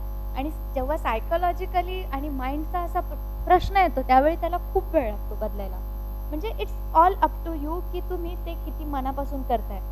तर म्हणजे आता फाउंडेशन कोर्सच्या विद्यार्थ्यांचे पालक माझ्याशी बोलतात बऱ्याचदा, आणि किंवा कोर्सला ॲडमिशन घेण्याआधीही बरेचसे लोक बोलतात. तर त्यांच्या सगळ्यांचं म्हणणं एकच असतं की नाही आम्हाला फक्त UPSC MPSCच करायची आहे, आम्हाला काय फाउंडेशन कोर्स करायचा आहे. पर्सनॅलिटी डेव्हलपमेंट म्हणजे काय आम्हाला माहिती नाही, आम्हाला काय तो कोर्स करायचा नाही. तर त्यांना मी प्रत्येक वेळी हे समजावून सांगण्याचा प्रयत्न करते की फाउंडेशन कोर्स हा पर्सनॅलिटी डेव्हलपमेंट कोर्स आणि स्किल डेव्हलपमेंटचा आपण जरी म्हणत असलो तरी तुम्हाला जरी वाटत असलं की नाही याची आम्हाला गरज नाही आहे, तरी कधी ना कधी तुम्ही कोणत्या ना कोणत्या प्रकारचा इंटरव्ह्यू पुढे देणार आहात, आणि त्या इंटरव्ह्यूसाठी होणारा बदल हा 2 दिवसात तुम्ही घडवू शकत नाही. तर हा फाउंडेशन कोर्स तुम्हा लोकांना कसा मदत करतोय, आणि त्यातून तुम्ही खरंच जसं इनी सांगितलं की रिस्पेक्ट आणि ॲटिट्यूडचा फरक तिला कळला. फक्त फरक कळला नाही, तिने तो आत्मसात केला, तिने ते जाणून घेतलं, आणि स्वतः जोपर्यंत आपण ते चेंज करण्याचा प्रयत्न करत नाही तोपर्यंत आपल्यात बदल घडतच नाही. आणि तुला तर नक्कीच कळेल आणि तुम्हा सगळ्यांनाच कळेल की एका रात्रीतून हा बदल होणं शक्य नाहीये.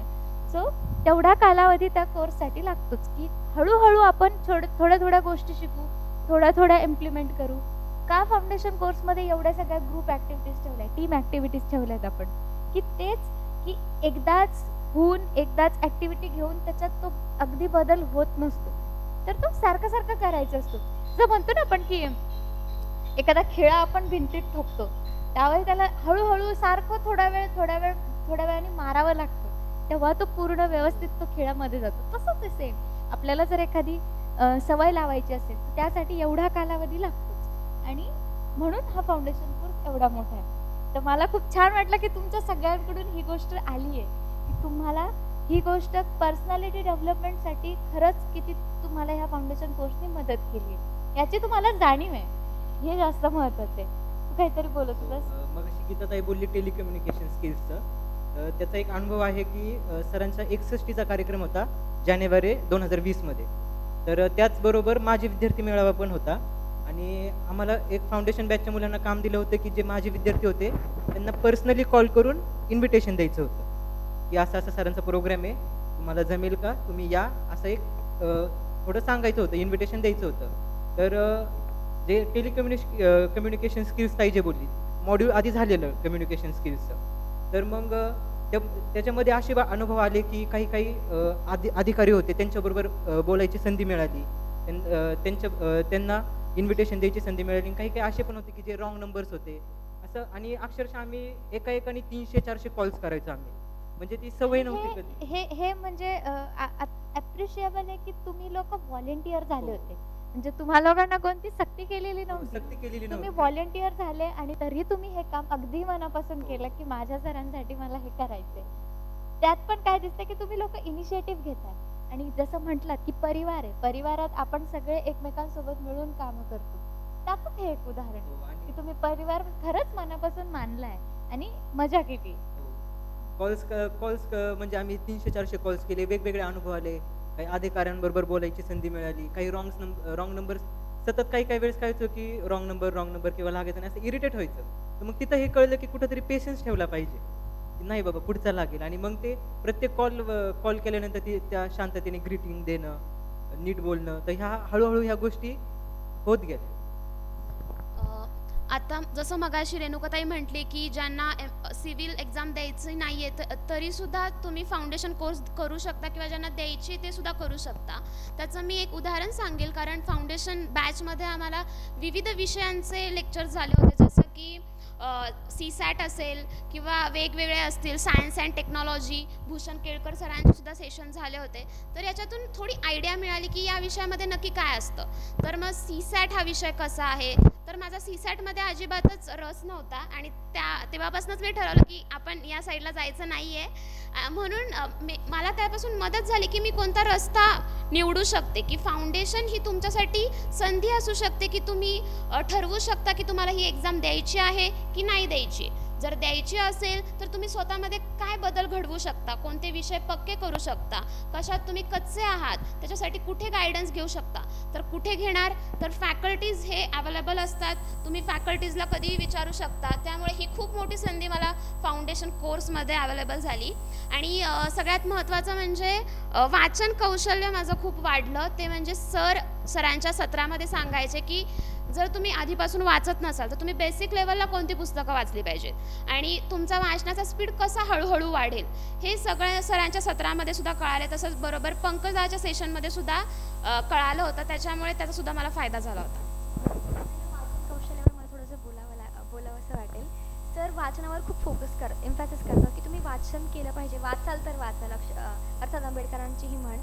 तर आमचं लेक्चर व्हायचं, आम्ही ग्रंथोपजीवी पंकज दादाचं, तर त्यामध्ये आम्हाला वाचनाचे फायदे आणि वाचन कसं इंटरेस्टिंग असतं, म्हणजे काय वाचन म्हणजे आपल्याला डोळ्यासमोर येतं की ती जाडजाड पुस्तकं घेऊन बसलेला एक मुलगा, तर तसं नसतं. वाचन देखील एक खूप इंटरेस्टिंग आणि मजेशीर एक कार्य असू शकतं. तर ह्याचमुळे लॉकडाऊनची पण कृपा, आणि म्हणून मी लॉकडाऊनमध्ये अक्षरशः 100-150 पुस्तकं वाचून काढली ह्याच मोटिवेशनने.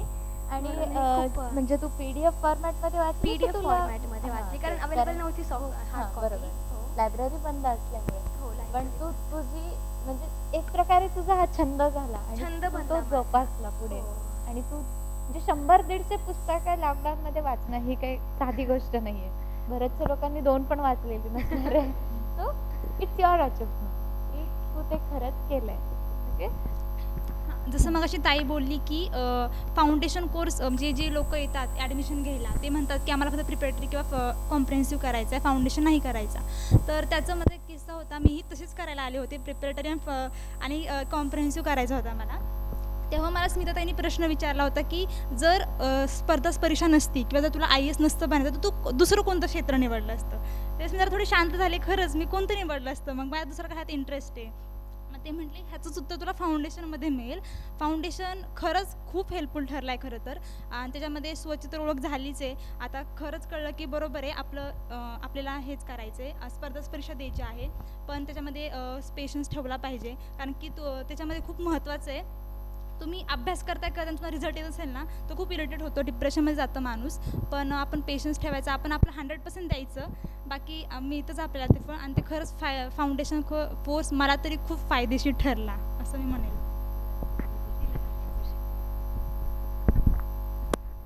जसं मी सांगितलं, लीनाताईंचं सत्र झालेलं मराठी भाषेवर, तर ताईंनी आम्हाला एक गोष्ट सांगितलेली की आपण शिवीगोणाला कधी देतो, आपण त्याला असं व्यक्त करतो ना की माझ्या मनात किती राग, किती द्वेष आहे तुझ्याबद्दल, तर तो पण एक भाषेचा असा एक पार्ट आहे नाही का. तर म्हणजे जास्त मनावर नका घेऊ, देऊ नका शिवी, पण तरी तो असा म्हणजे किती इम्पॉर्टंट असतं नाही का शब्द पण, की माझ्या मनातला द्वेष तुला कळेल असे शब्द राहतात नाही का. कारण आपण कोणाला एकदम चांगल्याशी भाषेत सांगून म्हणजे सांगूच नाही शकत का मला किती राग येतो तुझ्याबद्दल. अच्छा, म्हणजे म्हणून तू मातृभाषा शिकण्याचा निर्णय घेतला का? नाही ना, शिव्या शिकायला काही जास्त मातृभाषा शिकायला नाही लागत, फ्रेंड्समध्ये पण शिव्या शिकतो माणूस. अच्छा. मला खरं तर तुझ्याकडून ऐकायला आवडेल की आपला आणखी एक मॉडेल आहे आणि ते खरंच खूप इंटरेस्टिंग आहे, दॅट इज क्रिएटिव्हिटी डेव्हलपमेंट. की म्हणजे तुम्हीच सांगा की तुम्ही त्या मॉड्यूलमध्ये खरं तर काय शिकलात आणि का तुम्हाला असं वाटतं की ते मॉड्यूल तुमच्यासाठी एक म्हणतो आपण हेल्पफुल ठरलं, त्या मॉड्यूलने तुम्हाला खूप मदत केली. Creativity development. तर सर जे आहेत आमचे, ज्यांनी हे मॉड्यूल घेतलं तर त्यांनी आम्हाला स्टार्टिंगला असे काही 2-4 ॲड्स दाखवल्या की कशा प्रकारे एका प्रोडक्टची तुम्ही ॲड करताय, पण त्याबरोबरच एक इमोशनल मेसेज पण सेंड करताय, जेणेकरून लोक तुमचे प्रोडक्ट घ्यायला भाग पडलं पाहिजे लोकांनी. तर अशा प्रकारे मला वाटलं की आपण म्हणजे म्हणजे आयुष्याच्या प्रत्येक क्षेत्रामध्ये पण क्रिएटिव्हिटी हा एक अविभाज्य घटक असतो. आणि त्यामुळे मग मला तेव्हा एक स्वतःची त्या ह्याच्यामुळे स्वतःची एक ओळख झाली की मी तेव्हा कविता बोलून दाखवली होती. म्हणजे कविता बनवणे नाही, कविता फक्त गायन करणे, एका छान सुरामध्ये ती कविता बोलून दाखवणे. तर तेव्हा मी सर म्हणले की कुणाला असं येतं का, तर मी म्हणले होते की हा सर मी कविता बोलून दाखवते. तर तेव्हा सर म्हणले की तू खूप छान बोललीस कविता आणि तू हे पुढे कंटिन्यू कर तुझा छंद म्हणून. तर मला एक छान ती उपलब्धी मिळाली त्या सेशनचं, मला खूप त्या मॉड्यूलचा मला ह्या दृष्टीने खूप फायदा झाला. म्हणजे तो छंद तर झालाच, पण ते तुझी स्वतःची क्रिएटिव्हिटी तू शोधली. हो, की तू कविता भलेही करत नसेल पण तुला कविता ती अगदी म्हणजे इमोशन्स म्हण किंवा व्यवस्थित ज्या प्रकारचा आवाज स्वर त्याला पाहिजे असतो त्यानुसार तू अगदी छानपणे कविता बोलू शकते, गाऊ शकते. ते तू केलं बरोबर. तुला काय सांगायचं की क्रिएटिव्हिटी डेव्हलपमेंट म्हणजे काय, तुला काय समजलं क्रिएटिव्हिटी डेव्हलपमेंट म्हणजे काय? क्रिएटिव्हिटी डेव्हलपमेंटचं सेशन आमचं विनय पत्राळे सरांनी घेतले होते. तर सेशनची अगदीच सुरुवात म्हणजे कशी झाली, तर सर म्हणाले की तुम्ही मला टाळ्या वाजवून दाखवा. तर आपण नॉर्मली टाळ्या कशा वाजतो, ठक ठक ठक ठक ठक, म्हणजे कोणीतरी वेगळा, प्रत्येकाचा एक वेगळा सूर लागतो. पण सर म्हणाले की टाळ्या वाजवण्याची पण एक डिसिप्लिन असते. तर त्या कशा वाजवायच्या, 1 2 3 1 2 3 1 2 3. तर मग आणि हा पण एक क्रिएटिव्ह पार्ट आपण म्हणू शकतो. आणि तसं मला म्हणजे माझं सांगायचं झालं तर रांगोळी काढायला खूप आवडतं. सगळ्यांना माहीतच आहे की मी खूप मोठे म्हणजे मला असं एक तर सोशल मेसेज तरी देईल किंवा आताच रिसेंटमध्ये म्हणायचं झालं, मी आता घरी गेले होते काही 15 दिवसापूर्वी, तर मी शेरशाह नवीनच आता मूवी आहे त्याचं उद्देशून एक रांगोळी काढली. तर मला ते आवडलं. ते म्हणजे तिथून पण कळालं की आपण नेमकं क्रिएटिव्ह असून म्हणजे काय काय करू शकतो. तसंच जसं सृष्टीने सांगितलं की कवितांचं, तर मला कविता करायचं पण आवडतं, तर मी करते पण. You must have learn something from creativity module, right? तर तुझ्याकडून ऐकायला आवडेल. तुझे किस्से फारच इंटरेस्टिंग आहेत. तू सांगत जरा की तू क्रिएटिव्हिटी डेव्हलपमेंट ह्या मॉड्यूलमधून काय शिकली? म्हणजे मी खूप काही शिकले तसं, पण ना म्हणजे आमचं कुठलं तरी सत्र झालेलं आठवत नाही मला. तर ना आम्हाला असे एक ऑथर किंवा कोणीतरी दिलेले असे, आमचं पु ल देशपांडे होते, ठीक आहे. तर आम्हाला त्यांचे पोएम्स किंवा त्यांचे बुक्सचं असं एक चार्ट बनवलं होतं आम्ही, त्याच्यावर सगळं त्यांच्याबद्दल लिहिलेलं. तर ना त्यांचा एक स्केच काढायचा होता. तर सगळे टीममेट्सना असे इकडं तिकडं बघायला लागले नाही का. मग मी म्हटलं मी काढते आणि मी काढलं ना, अरे खरंच ते सेम टू सेम आले माहिती आहे का. म्हणजे मला पहिले माहितीच नव्हतं मी एवढी छान आर्टिस्ट आहे म्हणून. हां, म्हणजे मलाच भरोसा नव्हता होत नाही का मी एवढं भारी काढू शकते. आणि मला म्हणजे मी पोएम्स करते, म्हणजे मी कोणाला म्हणून नाही दाखवलेले, पण मला येतात पोएम्स करतास. छान. तू ते कंटिन्यू केलंय म्हणजे हां, ते मूडवर कार्यक्रम राहतो.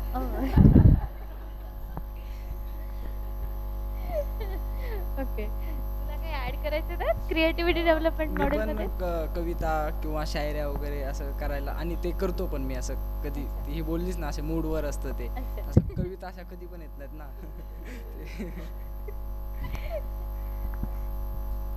क्रिएटिव्हिटी मॉड्यूलमध्ये मला आउट ऑफ बॉक्स थिंकिंग ही कन्सेप्ट मी शिकले. कारण आपण कधी पण जर एखादी गोष्ट करायची आहे, जसं आपण ठरवलं की आता टाळ्या वाजवायच्या, तर आपण एकच पद्धत आहे असं कधी कधी समजतो. पण जर आपण क्रिएटिव्ह वेने जर त्याचा विचार केला तर आपण टाळ्या कशाही वाजवू शकतो. तर ते आउट ऑफ बॉक्स थिंकिंग म्हणजे आपण असं नाही तर डोळे पूर्ण उघडून बघणं आणि वेगळे वेगळे मुद्दे काढणं, वेगळा पर्स्पेक्टिव्ह शोधणं, हे मी त्या लेक्चरमधून शिकले होते. आता आपण इथे ऑलमोस्ट सगळ्या मॉडेल विषयी बोललो, पण आता ना कसं ना आपल्याला सवय झाली फाउंडेशन कोर्स म्हणजे असा गमती जमतीचा छान कोर्स म्हणतात. ह्या सगळ्यामध्ये आपण स्टडी स्किल्स मॉड्यूल विसरलो ना, बरोबर आहे की नाही.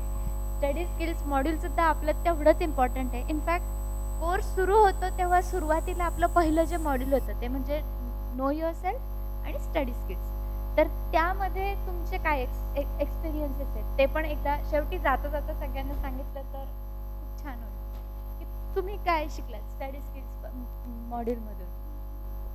हां बोल बोल. आय थिंक सो आमचं ना स्वप्नील दादाचं लेक्चर होतं. तर त्याच्यात ना आम्हाला दादा शिकवत होता की माइंड मॅप्स कसे बनवायचे किंवा नोट्स कसे काढायचे. तर ना दादांनी एक असा वेगळा कन्सेप्ट शिकवलेला आणि मी माइंड मॅप्स कसं काढलेलं म्हणजे वेगळं असं काहीतरी काढलेलं की म्हणजे दादांनी वेगळं शिकवलेलं आणि मी वेगळं काढलेलं. तर दादांनी मला असं प्रेस केलेलं नाही का काहीतरी क्रिएटिव्ह असं म्हणून. म्हणजे तुला हे म्हणायचं आहे की तू जसं गीताने पहिले सांगितलं की आउट ऑफ द बॉक्स. हो, आउट ऑफ द बॉक्स सांगितलंय आपल्याला त्याच्यापेक्षा काहीतरी वेगळं असेल वाटलं आणि हो. तू वेगळं केलं. हो, चुकीचं केलं असं बिलकुल नाही. पण काहीतरी वेगळं सुचलं आणि तू ते एक्सप्रेस केलं. That is important, right. स्वाध्याय कौशल्य आम्हाला शिकवलं, म्हणजे समजलं ह्या स्टडी स्किल्स मॉड्यूलमधनं. तर काय असतं, समोर आलेल्या विषयाचा अभ्यास आपण वेगवेगळ्या माध्यमातून कसा स्वतः करायचा हे ते खूप महत्त्वाचं, म्हणजे ह्याला म्हणतात स्वाध्याय कौशल्य. तर हे देखील मी या मॉड्यूलमधनं शिकले. स्वाध्याय आणि ते डेफिनेटली आपल्या डे टू डे लाईफमध्ये आपल्याला हेल्प करतात. ते तर असंच. आता ना once student always a student. तुम्ही आता विद्यार्थी आहात तर तुमचा अभ्यास कधीच थांबणार नाही. त्यामुळे तुम्हाला आयुष्यभरासाठी ही कन्सेप्ट तुमच्या आता म्हणजे काय म्हणतात आचरणात येणार आहे की तुम्ही स्वाध्याय कौशल्य शिकलात. खरं तर ते समजणंच खूप एक महत्वाचं आनंदाची गोष्ट आहे ती, आणि ते इम्प्लिमेंट करणं म्हणजे अडचणच दुधात साखर. मला ह्यावरनं एक स्टोरी सांगावीशी वाटेल. आईन्स्टाईनची आहे ती. आम्हाला सर नेहमी सांगतात, धर्माधिकारी सर. तर काय असतं, एकदा आईन्स्टाईन आपला एका बस स्टॉपवर बसलेला असतो. तर एक तरुण, आईन्स्टाईन तेव्हा फेमस होते बऱ्याच, म्हणजे आईन्स्टाईन हा कोणता प्रोफेसर आहे जो खूप हुशार आहे फिजिक्समध्ये, हे लोकांना माहिती होतं. पण त्यावेळेस काही सोशल मीडिया नव्हतं म्हणून त्यांचा चेहरा माहिती नव्हता कोणालाच. तर एक असा तरुण प्रोफेसर आला आणि बस स्टॉपपाशी. तर तो म्हणाला, त्यांची जर ओळख वगैरे वाटली तर तो प्रोफेसरने विचारलं, आईन्स्टाईनने विचारलं त्या तरुण माणसाला की तुम्ही काय करता. तर ते म्हणाले की I M professor of physics. तर त्या प्रोफेसरनी आईन्स्टाईनला विचारतं की तुम्ही कोण आहात.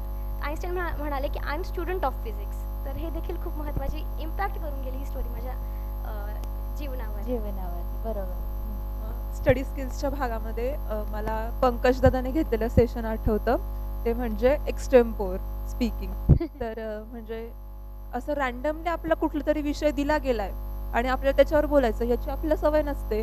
जनरली आपण जेव्हा आपण स्पीच देतोय किंवा आपण मग तेव्हा आपण तयारी करून जातो, तयारी करून जाणं आणि मग ते आठवून बोलणं बोलणं याची सवय लागली. हो. तर त्याला कुठेतरी तोडायचं तोडायचं, हा. ते एक्सटेम्पोरचं सत्र. हो.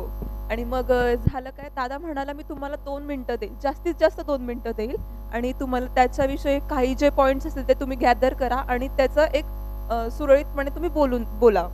आणि पहिलं सेशन आहे, घाबरू नका, म्हणजे जसं जमेल तसं बोलायचा प्रयत्न केला. तर आम्ही सगळ्यांनीच बऱ्यापैकी छान बोललो ते सगळेच. म्हणजे मला ते आवडलं होतं सेशन. आणि नंतर आपल्याला छान वाटतं ना की अरे आपल्याला मला बोलता आलं.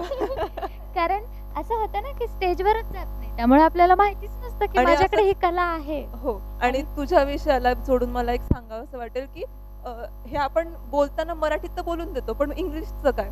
मग दीप्ती ताईने घेतलेलं सेशन पण तसंच होतं की तुम्हाला एक स्किट परफॉर्म करायचं होतं पण इंग्लिशमध्ये. मग तेव्हा खूप चुका केल्या आम्ही लोकांनी, खूप म्हणजे युतो ना धिस अँड धिस, युतो ना तर मग आपली इंग्लिश अशी असते ना जनरली, जेव्हा आपण सुरुवातीत बोलायची सुरुवात करतो. For to boost your confidence की ऍटलीस्ट स्टार्ट तर करा, हा. पुढचं आपण बघून घेऊ. स्टार्ट तर करा. Okay, right. तसंच की how to study current event असाही एक त्यातला विषय होता. तर त्याआधी तू कधी करंट इव्हेंटचा अभ्यास करत होता का? मी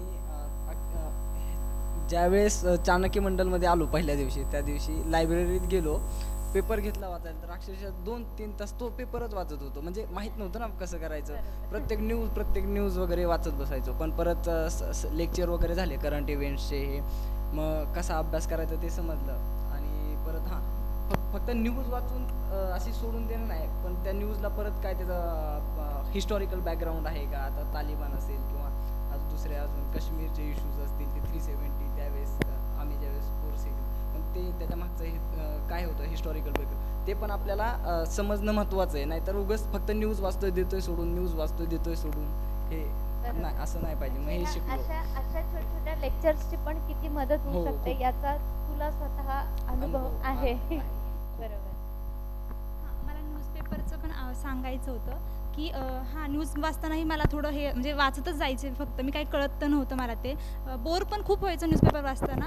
तेव्हा दादाचं एक सत्र झालं होतं न्यूजपेपरवरती आणि करंट इव्हेंटवरती. तेव्हा त्यांनी असं सांगितलं की तुम्ही 10 क्वेश्चन्स मांडायचे आणि त्यानुसार ते रिलेट करायचं, म्हणजे की ह्याचं हिस्टॉरिकल बॅकग्राऊंड काय आहे, मग ह्याचं इंडियावर काय इम्पॅक्ट पडतोय, मग ह्याचं परत तुम्हाला तुमचं पॉईंट ऑफ व्ह्यू काय. शेवटी हेही सांगितलं की तुमचं पॉईंट ऑफ व्ह्यू लिहिणं गरजेचं आहे, कारण तुम्हाला आन्सर रायटिंगला ते महत्त्वाचं आहे की आणि तेही बॅलन्स, असंही नाही की निगेटिव्ह किंवा पॉझिटिव्हच, दोन्हीही. म्हणजे तुला एक दिशा मिळाली की तुला एक न्यूज वाचायची आहे, किंवा आता जगात म्हण किंवा भारतात म्हण घडणाऱ्या एखाद्या घटनेचे तुला पूर्ण माहिती जाणून घ्यायची आहे, तर ती कशी जाणून घ्यायची याच्यासाठी तुला एक दिशा मिळाली. आणि हेही सांगितलं त्यांनी की तुम्ही फक्त बघता की तुम्हाला हे करायचंय, पण तुम्ही हे बघत नाही की तुम्हाला काय करायचं नाहीये.